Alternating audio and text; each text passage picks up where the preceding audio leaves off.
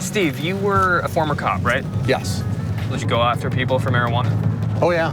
I was a true warrior in the war on drugs.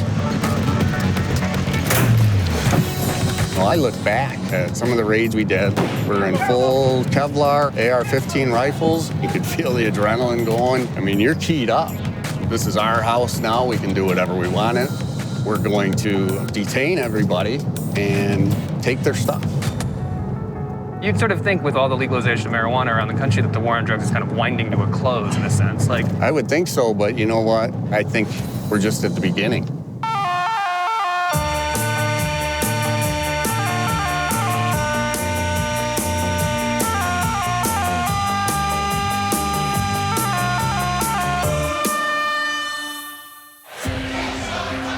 Marijuana legalization has been voted for by over 16 million Americans, which can be seen as a stunning popular rebuke against the overreach of the war on drugs.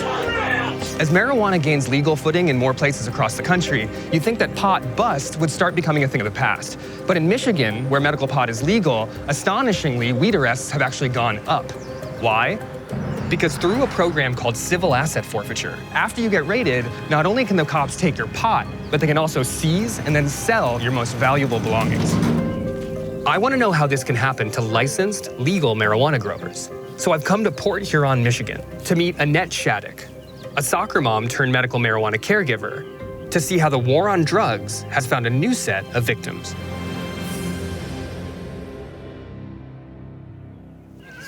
Do you guys want to start a game? Yes. so wait, what are the teams? It would be you and Kaylee. Okay. Because you're new, so we're going to assume that you're not as good. That's okay. 2 years ago, Annette and her husband Dale opened a medical marijuana dispensary in Grow. Oh, After having only been open a few months, their business was raided. Kaylee, you got to pass, remember? And despite having no ties to their pot business, their home was raided as well. Oh, good. Oh!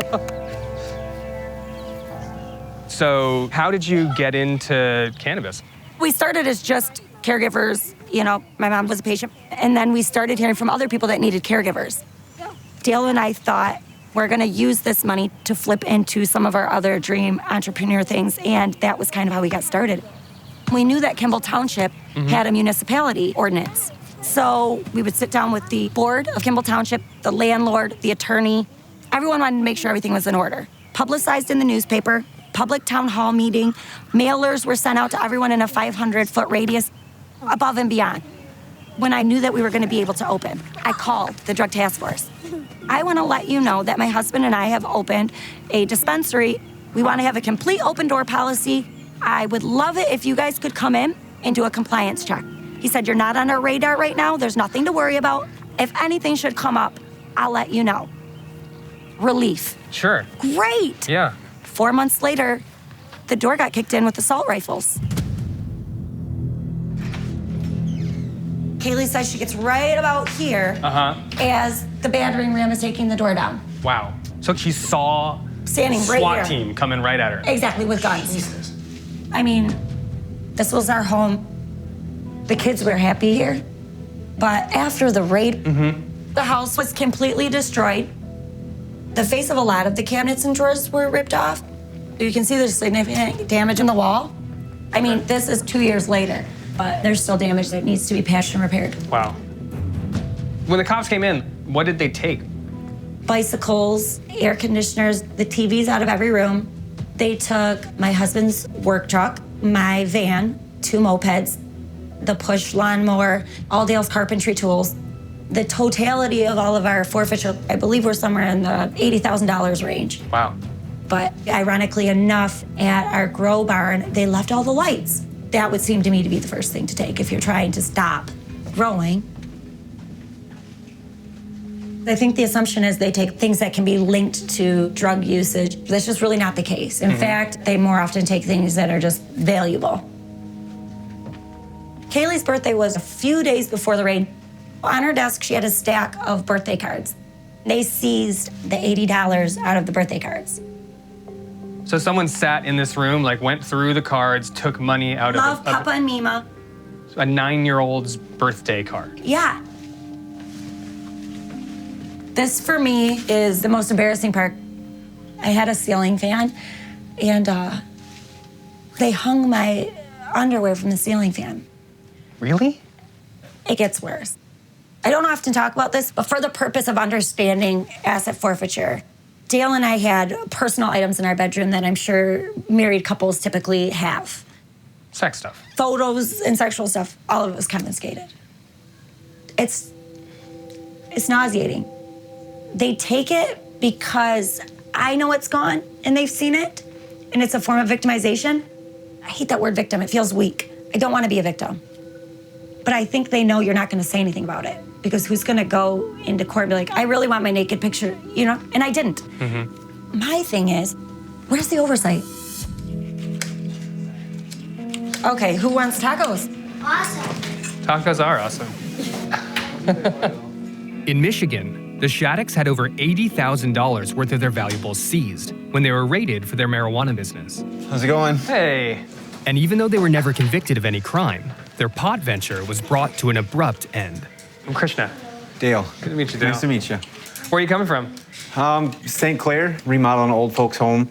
We were lucky in the fact that Dale got back in with a really great company, but I used to substitute teach. And even though my charges have been dropped, I'm not allowed to do that anymore because I'm not allowed in the schools, because they feel that it shows poor judgment that the situation even happened in the first place. Right. Where are your finances at? Because like you guys were taking a risk, I imagine, just opening up a new business, and It took everything we had, to get up and going. yeah. Loans and saving, worked our butts off to, try and become, business owners. And then when everything happened, we lost everything. We're in the process of filing bankruptcy, and right after it happened, we were on public assistance. Really? Oh yeah, we went from paying thousands of dollars a month into the economy to needing the support of the taxpayers to feed our children. That's wild. I believe in what a drug task force was made for, maybe opioid abuse, heroin, meth, and I want to get those types of things off the streets, but unfortunately, I think they saw dollar signs and asset forfeiture with medicinal marijuana. Crack houses and meth and everything else, they don't have the cars and the tools and all the stuff that they seized from you. It's just depressing, it kills you. And it never goes away and it never ends. For Gavin, he's nervous a lot. He's nervous about where we are, nervous about where we're going, nervous when we're gonna be home. Mm-hmm. Kaylee went to counseling. She was diagnosed by a psychiatrist with post-traumatic stress disorder. How was counseling then? Before I took counseling, like every little thing, like if like a rock hit the window, I would like jump up and run. Like they might come back or something bad might happen again. Yeah, and I can tell that it was upsetting.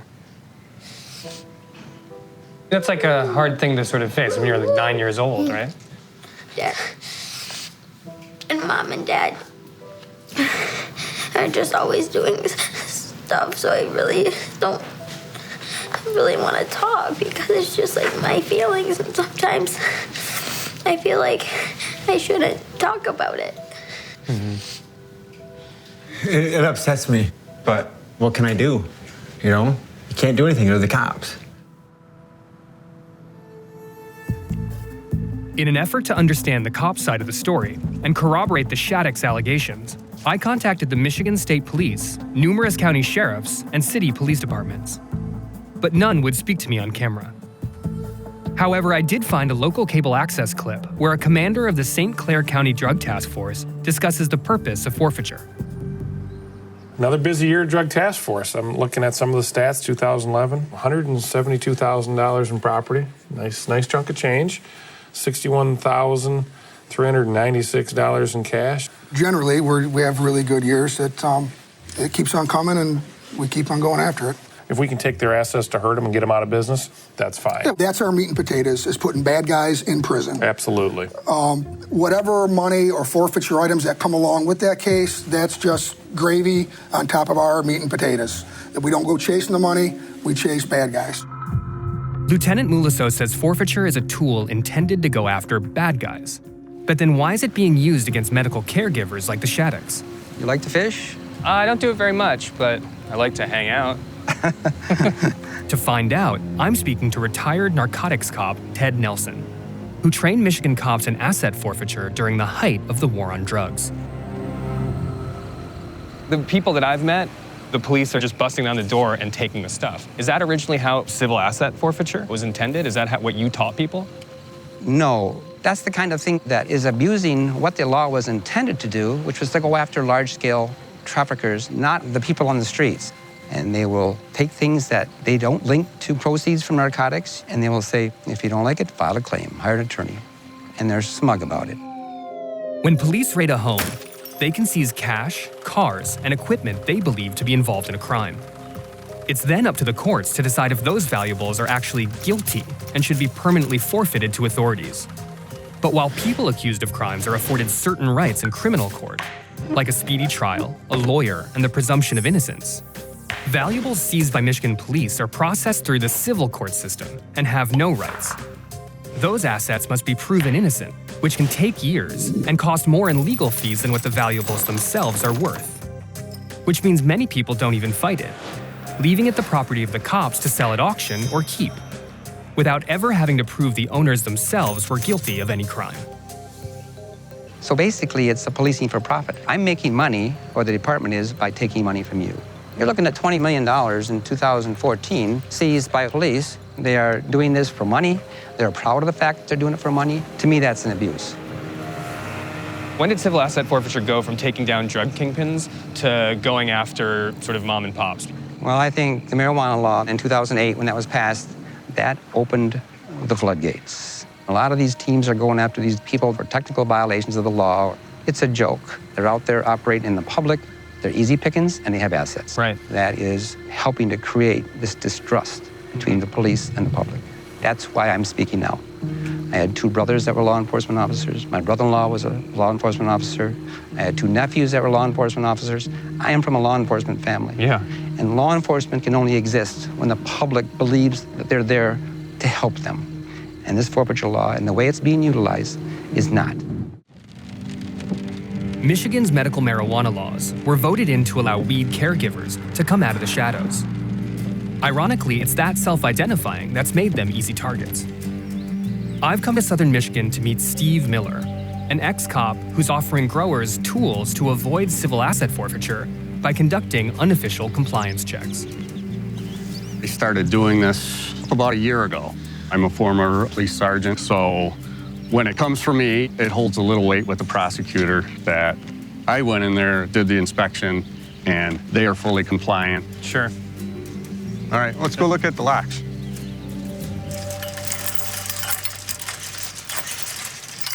Only concerns I have with this door, Paul, is it's a little old. Might be something you want to consider. We don't want to give the cops any ammo to come in here and say, this is not secured, we're taking everything. By the way, we're taking your car, and you can walk home today. The disconnect between state-sanctioned pot growing and drug task force raids lies in small technicalities like Paul's fence. The Michigan Medical Marijuana Act laid out several guidelines, like the amount of plants that could be grown, how much usable marijuana can be on the premises, and restricting access to a grow to the patient and caregiver. When police raid a property, they look for any little thing that could be construed as a violation, so they can validate taking a person's stuff, which has happened to Paul Williams not once, but twice, to the tune of over $150,000 worth of property seized. You got some of your property back, but did you have to fight for it? Oh, absolutely. It cost us a lot of money for an attorney. The first time it took a year and a half. It's already almost a year for the second time that they still have our property. They still have some of your stuff? They still have everything that they've seized. And Steve, I mean, like having a clipboard, doing like sort of compliance stuff, do you foresee that as something that eventually the actual state would do? I would think so. We have the Liquor Control Commission. They don't go into the liquor store and find a violation and shut them down. Once you hit your third or fourth violation, then they suspend your liquor license for a period of time. Right. It's not like a SWAT team raiding you. I mean, the police don't just do this to, a few people. They do it to a lot of people. Yeah. They're out of control. To understand the scale of cops seizing property from Michigan medical marijuana growers, I've come to meet Michael Comorn, the go-to marijuana defense lawyer in Michigan. How many of these kinds of cases do you see a year? I go all over the state, and in those courts, about 40% of their cases are related to marijuana. 40%? 40%. It's not just one here or there. That doesn't seem to make any sense, right? Because it's like, you read about it in the news, Michigan legalizes medical marijuana. Now, people can grow it and it's legal. But then as soon as you do, the police seem to come after you. Sounds ridiculous, but that's how it's gotten in Michigan. And some of these cases are emblematic of just the worst way in which law enforcement should be acting. They're ripping apart the house, pulling things out of the walls, the taking of sex toys, dildos, vibrators. We had seen a couple cases where they're spraying sex lube all over, urinating in ovens, taking lifesavers and sticking them underneath the cabinets. Just bizarre behavior, things you would not expect trained law enforcement to do.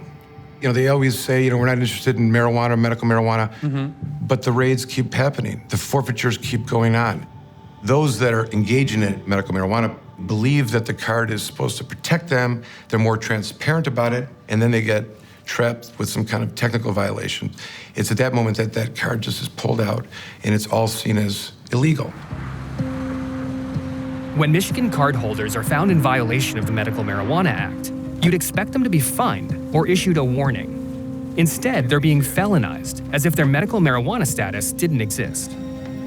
Michael took me to the home of one of his many clients, the Fishers, who tomorrow must contest criminal charges in court before they can even begin to fight for their over $25,000 worth of seized property. Once they seen all the property that we owned, that's probably all that they figured they needed to come and do a smash and grab. Right. I want to know why I didn't get my phone call. When they had us here and they took us and set us at the table, handcuffed us, I immediately started begging for a phone call. And they said in a minute, and then my minute never came. Why was it so important to make a phone call? What were you trying to do? I have to directly talk to my management if I can't make it to work. Where do you work? The casino. I constantly was like, oh, my job's in jeopardy, and didn't care. And then I got fired. That was my everything, you know. I had a good job there for 22 years. What is it going to feel like to face your accusers, to see the guys who came in, ransacked your house, took your stuff? I just think they're crooks, you know, for doing this to me. I don't like it at all. And I know I didn't deserve it, so the truth, I believe, will come out. Today, the Fishers' court case continues, and they will face the cops that ordered their raid. I join Michael on his drive to the courthouse. Why is it important that you fight this? Because it's absurd that this is taking place. 3 million people voted for the Michigan Medical Marijuana Act. More votes cast at that time than any other vote in the history of votes in the state of Michigan. I think by fighting back on these cases, going to trial, we're giving the people that voted for the law to have the opportunity to fight back. Winning is a representation that what the police are doing is wrong. No one's telling the drug task forces to stop, and they're not going to stop unless they start losing. Do you swear or affirm the testimony you're about to give in this matter will be the truth, the whole truth, and nothing but the truth, so help you God? I do. Please have a seat at the witness stand. Though we can't show this officer's face under judge's orders, this hearing finally gives me the opportunity to hear from one of the drug task force units. Detective, good morning. Good morning. You're the officer in charge of this case? It was my investigation. Okay. So there was a tip, some unknown source told you some things about my client? Correct. And this information was of illegal criminal activity of some kind, right? Manufacturing marijuana. Okay. It's true also that you were aware of information that my client was a medical marijuana patient, am I right? No. Did you ask about that? The individual that I spoke with did not mention anything about a medical marijuana card. Is that something that's important to you when you're doing an investigation? Yes. Because it's important, can I ask you, what is it that you did to inquire of my client's medical marijuana status? As far as us as law enforcement, there's nothing I can really do. You didn't inquire by way of a knock and talk, did you? No. That's something that's available to you for purposes of inquiry, right? It is. Okay. You just chose not to? Correct. Okay. The thing that struck me the most is that the officer made no inquiries as to whether or not you guys were medical marijuana patients. But that could have been answered by him inquiring directly to you, right? I would answer the door and let him in. In that officer's mind, as soon as he received that tip, it became an investigation on a criminal sense. Exactly. How does that feel? I mean, like, just you're assumed to be a criminal, effectively. I don't know. It's all mixed up right now. I think they need to remember their purpose, which is protect and serve first, instead of assume and seize and rob us. I feel really robbed. Well, I mean, my other question is, like, when do you get your stuff back? We're talking probably well into next year, but I'm ready to fight, however long it takes.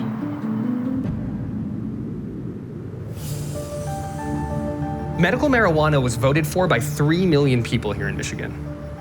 Not only was that supposed to be great for the patients who could have really used this medicine, but it could have provided a lifeline in a state that's in dire financial straits. People like the Shaddicks hustled to take their shot at the American dream, only to have it torn down by cops who it seems have ulterior motives. In Michigan, instead of regulating with a clipboard, they're regulating with SWAT teams.